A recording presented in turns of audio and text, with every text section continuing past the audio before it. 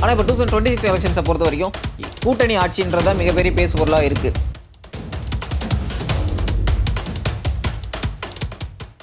2டே 2 கட்சி தான் ஆட்சியில் பங்கு, அதிகாரத்தில் பங்குக்கு வந்து ஆப்போசிட்டா இருக்காங்க. அவங்க யாருன்னா, அதிமுக, திமுக. இவங்களுக்கு வந்து திமுகவுக்கு கூட்டணி கட்சிகளோட ஒரு தேவை இருக்குல்ல.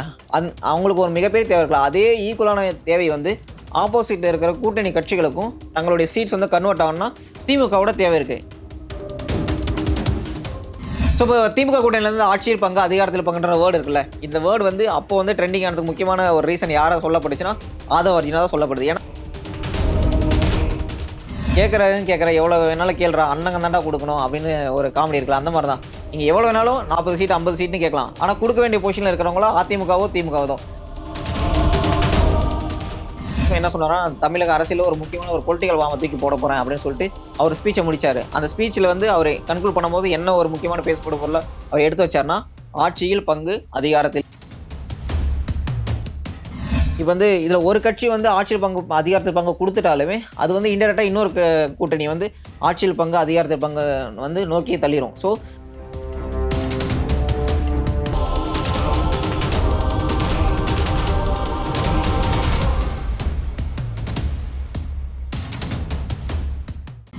எல்லா பென்ஷனியர்களுக்கு வணக்கம். தமிழக அரசியல் களத்துல இப்போ ஒரு முக்கியமான பேசப்படும் பொருள் இருக்கு. அது என்னன்னா, ஆட்சியில் பங்கு, அதிகாரத்தில் பங்கு. அதாவது கூட்டணி ஆட்சி அப்படின்ற வேர்ட் தான் இங்க வந்து ட்ரெண்டிங்கா இருக்கு.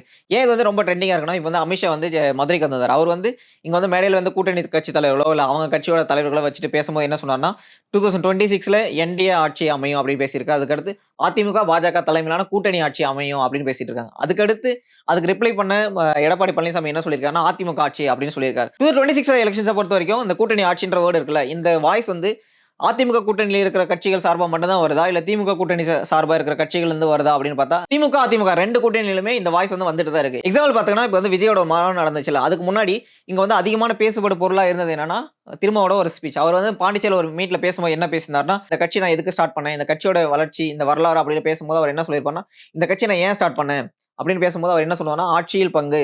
இங்க வந்து ஒரு ஆட்சி அமையுதுன்னா, அது வந்து யாரெல்லாம் அந்த ஆட்சிக்கு ஹெல்ப் பண்றாங்களோ, யாரெல்லாம் கூட்டணியில இருக்காங்களோ, அவங்க எல்லாத்துக்கும் அந்த அதிகாரத்திலயும் பங்கு இருக்கணும் அப்படின்றதுக்காக தான் இந்த கட்சிய நான் ஸ்டார்ட் பண்ணேன். அப்படின்னு சொல்லிட்டு ஒரு முக்கியமான ஒரு மேடையில பேசியிருப்பாரு.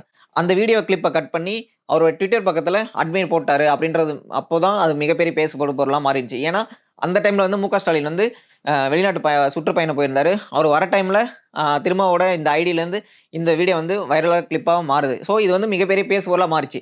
இப்ப திமுக கூட்டணியிலருந்து ஆட்சியில் பங்கு, அதிகாரத்தில் பங்குன்ற வேர்ட் இருக்குல்ல. இந்த வேர்ட் வந்து அப்போ வந்து ட்ரெண்டிங் ஆனதுக்கு முக்கியமான ஒரு ரீசன் யாரா சொல்லப்பட்டுச்சுன்னா, ஆதவ அர்ஜுனா தான் சொல்லப்படுது. ஏன்னா திருமாவோட ஐடின்னு சொல்லப்போற அட்மின் வந்து இத வந்து பப்ளிக் பண்ணது வந்து ஆதவ அர்ஜுனாவுடைய வற்புறுத்தலின் பேர் தான் இது நடந்துச்சு அப்படின்றது தான் இங்க மிகப்பெரிய பேசுபடு பொருளா மாறுச்சு. இப்ப நியூஸ் சேனல்ஸ் எடுத்துக்கிட்டா அதுல வந்து முக்கியமான ஃபேஸஸ் இருப்பாங்கல்ல. அந்த டிவி சேனல்ஸோட எடிட்டர்ஸ் இருப்பாங்க. அவங்க யார வந்து அதிகமா இன்டர்வியூ எடுப்பாங்கன்னா, அந்த கட்சியோட ரொம்ப முக்கியமான பெர்சன். இப்ப வந்து ஸ்டாலின் எடுத்துக்கிட்டா, அவர் வந்து திமுக தலைவரா இருக்காரு. அதனால அவர வந்து இன்டர்வியூ எடுப்பாங்க. இப்ப வந்து விசிக எடுத்துக்கிட்டா திரும்ப இன்டர்வியூ எடுப்பாங்க. இப்ப எடப்பாடி பழனிசாமிய வந்து அதிமுக சார்பா இன்டர்வியூ எடுப்பாங்க. அந்த மாரி ஒரு முக்கியமான பெர்சனாலிட்டி தான் இன்டர்வியூ எடுப்பாங்க. ஆனா, இந்த பிரச்சனை வந்து திமுக கூட்டணிக்குள்ள ஆட்சியில் பங்கு, அதிகாரம் பங்குன்னு வந்து ஆதவ அர்ஜுனா வந்து இந்த பிரச்சனை கிளப்பும்போது, அந்த ஆதவ அர்ஜுனா வந்து விசிகல ஒரு ரீசென்ட்டா வந்து ஒரு சீக்கிரமா பதவி வாங்குன ஒரு நபர் தான். அதாவது துணை பொதுச் செயலாளரா இருக்காரு. அவர வந்து இங்க இருக்கிற தமிழ் மீடியாவோட சீஃப் எடிட்டர்ஸ் ஃபுல்லா போய் இன்டர்வியூ பண்றாங்க. அந்த அளவுக்கு மீடியால ஒரு இன்ஃப்ளூயன்ஸ் வச்சிருந்த பெர்சன் தான் ஆதவ் அர்ஜுன். இந்த இடத்துல தான் ஆட்சியில் பங்கு, அதிகாரத்தில் பங்க பத்தி திருமாவர்ட்ட கேட்கும்போது அவர் என்ன சொன்னார்னா, "இன்னும் காலம் கனியவில்லை. அதுக்கான ஒரு சூழல் வரும். அதுக்கான ஒரு ஒரு கண்டிஷன் வரும். ஒரு என்வைரன்மென்ட் வந்து ஒரு சப்போர்ட்டிவ் என்வைரன்மென்ட் வரும். அப்பதான் நம்ம அந்த வந்து கேட்க முடியும்." இப்ப அதிமுக, திமுக கூட்டணி இருக்குதுன்னு வச்சுக்கங்களேன். அதுல வந்து மேஜர் பார்ட்னர்ஸ் ஒண்ணு திமுக இருப்பாங்க, இல்ல அதிமுக.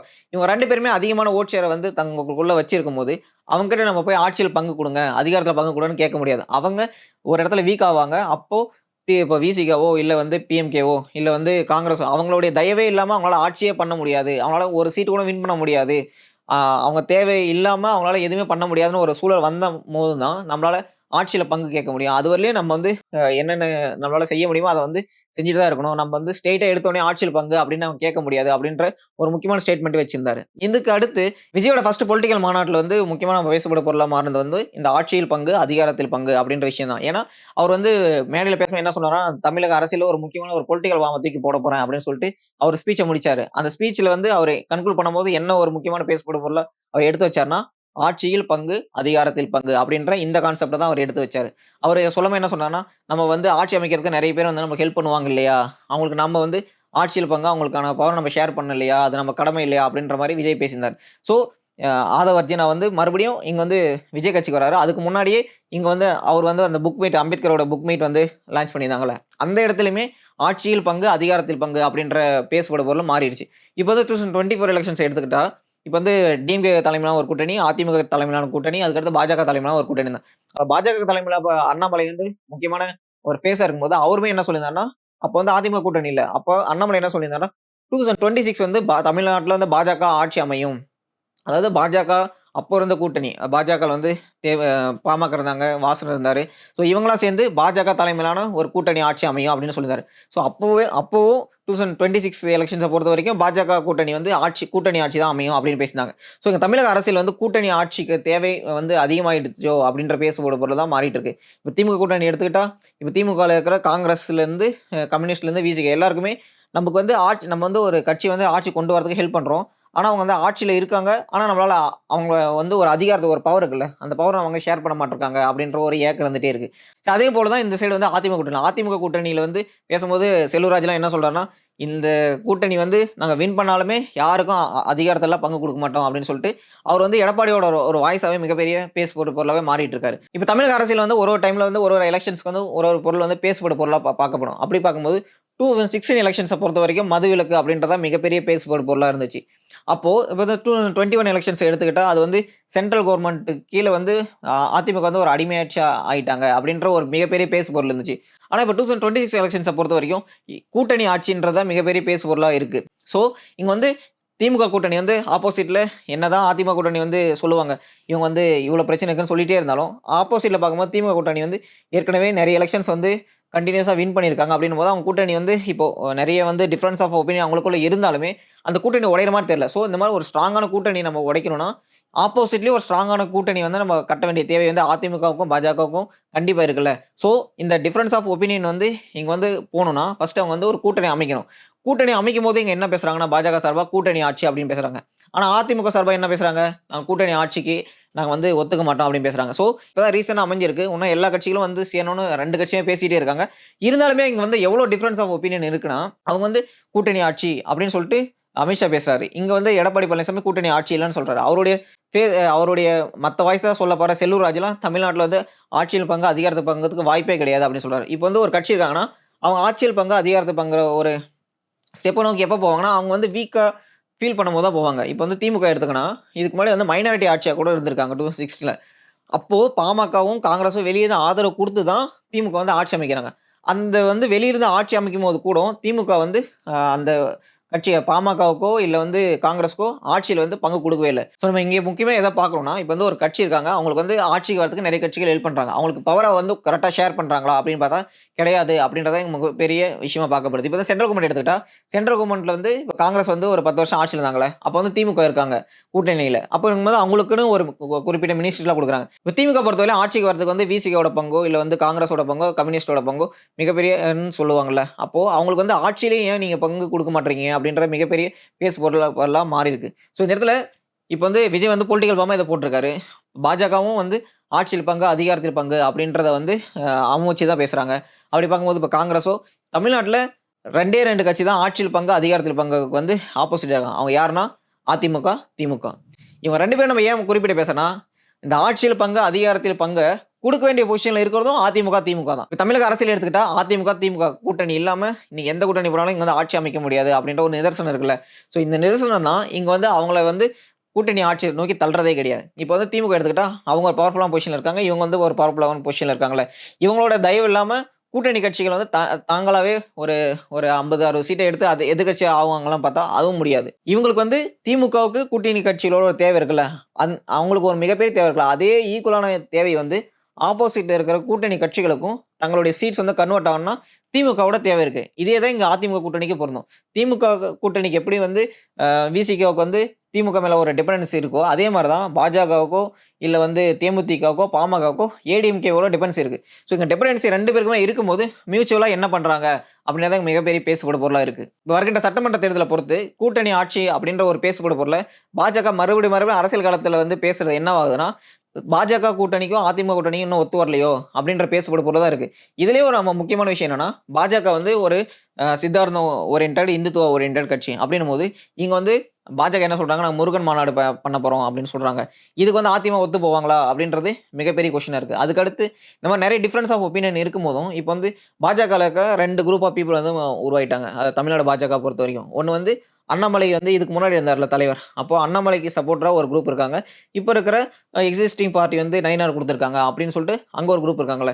இவங்க 2 பேருமே டிஃபரன்ஸ் ஆஃப் ஒப்பீனியன்லயே சுத்திட்டு இருக்காங்க. இப்ப வந்து இவங்க என்ன சொல்றாங்கன்னா, எங்களுக்கு வந்து எண்ணம் தான் முக்கியம். அதாவது திமுகவ ஆட்சியிலருந்து விலக்குற எண்ணம் தான் முக்கியமே தவிர, எண்ணிக்கை முக்கியம் இல்ல அப்படின்னு பேசுறாங்க. ஆனா இந்த சைடு என்ன பண்றாங்கன்னா, நீங்க வந்து பாஜக நாங்க இந்த அளவுக்கு வளர்த்திருக்கோம் அண்ணாமலை தலைமை கீழ. ஆனா நீங்க வந்து சீட்ஸ் வந்து ரொம்ப கம்மியா கேட்கிற மாரி இருக்கு. இவங்க வந்து 50 சீட்டுன்றாங்க, 40 சீட்டுன்றாங்க. அப்படியே ஆப்போசிட்ல பார்த்தா அதிமுக அவ்வளோ சீட்ட குடுப்பாங்களா? அப்படின்னு பார்த்தா, கண்டிப்பா குடுக்க மாட்டாங்கன்றது தான் நல்லாவே தெரியுது. இந்த சைடு வந்து திமுக கூட்டணியில வந்து டிஃபரன்ஸ் ஆஃப் ஒப்பீனியன் இருந்தாலுமே, அது வந்து ஒரு ஸ்ட்ராங்கான கூட்டணியாவே தெரியுது. நம்ம வந்து எக்ஸாம்பிளுக்கு வந்து நம்ம பசங்கலாம் சொல்லுவாங்கல்ல, இப்போ வந்து ஆப்போசிட்ல இருக்கிற டீம் வந்து 11 பேர் யார செலக்ட் பண்ணி சப்ஸ்டிடியூட்லாம் போட்டு அங்க வந்து பிராக்டிஸ் பண்ணிட்டு இருக்காங்க. இன்னும் ஆப்போசிட்ல வந்து இன்னொரு டீம் வந்து யார் யார் பேட்ஸ்மேனு, யார் யார் பவுலரு, யார் யார் கூட்டணியில இருக்க போறாங்க. எதுவுமே அ பேசாம நாங்க இந்த கூட்டணிய வந்து வீழ்த்திருவோம்னு பேசிட்டு தான் இருக்காங்க. அப்படின்ற மாரி தான் இங்க தமிழக அரசியல் களம் இருக்கு. ஏன்னா கூட்டணி கட்சிகள் வந்து நெறைய டிஃபரன்ஸ் ஆஃப் ஒப்பீனியன் இருந்தாலுமே இன்னும் கூட்டணி சேரல அப்படின்றது தான் இங்க வந்து நிதர்சனமான உண்மையா இருக்கு. இப்ப 2026 எலக்ஷன்ஸ பொறுத்தவரைக்கும் தமிழ்நாட்டுல வந்து கூட்டணி ஆட்சி அமையுமா அப்படின்னு நான் பார்த்தா, கண்டிப்பா அமையாது அப்படின்றது தான் தெரியுது.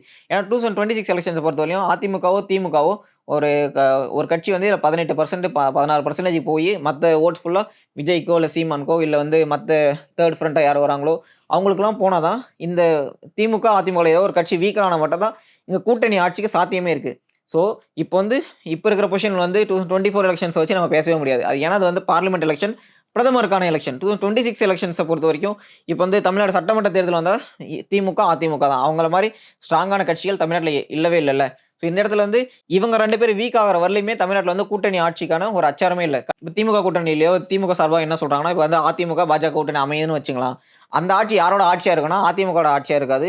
2017லேருந்து 2021 வரையும் எப்படி வந்து சென்ட்ரல் கவர்ன்மெண்ட்ல பாஜக வந்து இன்டைரக்ட்டா ஒரு ஆட்சி பண்ணிட்டு இருந்தாங்களோ, அதே மாரியான பொலிட்டிக்கல் பிரஷரோட தான் இங்க ஒரு ஆட்சி அமையும் அப்படின்னு சொல்லிட்டு, அவங்களும் தன்னுடைய விமர்சனம் வச்சுட்டு தான் இருக்காங்க. ஸோ நம்ம கடைசியா பார்க்கும்போது இங்க என்ன தெரியுதுன்னா, இங்க வந்து கூட்டணி ஆட்சி அமையணும்னா, இங்க வந்து திமுகவோ, அதிமுகவோ அதாவது நம்ம வந்து ஒரு வடிவேலு காமெடி இருக்கும்ல, அவர் சொல்லுவார்ல, கேட்கிறவன் கேட்கிறேன் எவ்வளோ வேணாலும் கேளுடா, அண்ணங்க தான்டா குடுக்கணும் அப்படின்னு ஒரு காமெடி இருக்குல்ல, அந்த மாரி தான். நீங்க எவ்வளோ வேணாலும் 40 சீட், 50 சீட்ன்னு கேட்கலாம். ஆனா குடுக்க வேண்டிய பொசிஷன்ல இருக்கிறவங்களோ அதிமுகவோ, திமுகவோ தான். பவர்ல ஷேர் பண்ண வேண்டிய பொசிஷன்ல இருக்கவங்க அதிமுகவோ, திமுகவோ.